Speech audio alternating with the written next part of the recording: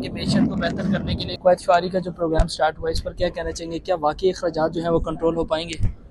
देखें जी, पहले भी हमने आज भी पंजाब में राइज है और मरकज़ में भी राइज हो जाएगा कि हमने वन डिश शादियों में किया था। आप देखें कि उससे हर शख्स, चाहे वो अमीर है या गरीब है, उसकी इज़्ज़त नफ्स मजरूह नहीं हुई।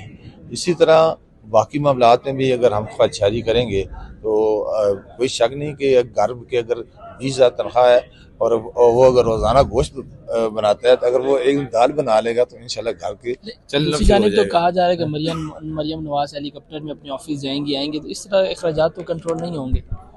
देखें जी, जो आप सिक्योरिटी की बात करते हैं या जिससे कोई भी इम्पोर्टेंट पर्सनैलिटी सड़क पे आती है तो आप जानते हैं कि ट्रैफिक यहाँ पर डिस्टर्ब होती है, क्योंकि पाकिस्तान एक सिक्योरिटी स्टेट है और यहाँ पर हर वक्त दहशतगर्दी के खतरात रहते हैं।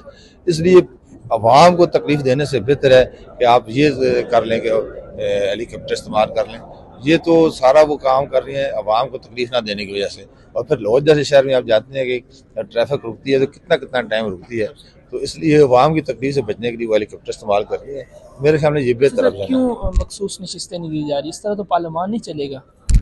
मखसूस निशानी दे दी हैं जी, और इसमें हमने नहीं देनी, ये तो कानून के मुताबिक इलेक्शन कमीशन ने देनी है, हाई कोर्ट ने देनी है, सुप्रीम कोर्ट उनके पास फोरम मौजूद है, वहाँ जा सकते हैं। तो इलेक्शन कमीशन ने एक तवील उस पर डिस्कशन के बाद फैसला दिया है कि ये नशिस्तें को नहीं दी जा सकती। देखें ना कि ऐसी जमात जिसकी अपनी कोई सीट नहीं है वो उसमें सारे शामिल हुए हैं, तो इसलिए वो उनके बड़े अच्छे उनके पास लीगल एडवाइज़र हैं, उनसे मशवरा करना चाहिए था। तो ये मैं कहूँगा कि इस PTI की अपनी जल्दी और नाअहली है जिसकी वजह से नशिस्तें नहीं मिली। बहुत शुक्रिया।